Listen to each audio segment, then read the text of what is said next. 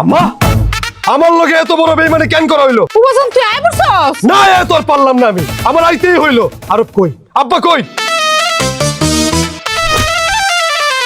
এই অসভ্য মাইয়া, ওই মুখ সামলাই কথা কইবেন। বেয়াদব মেয়ে। এই তোমাদের বাড়িতে বাপ ভাই নাই? জামাই শ্বশুর দুইজন মিল্লা বউ নিয়া বাড়িতে আইতাছে। ভাইরাল পরিবার, তারা ভাইরাল পরিবার।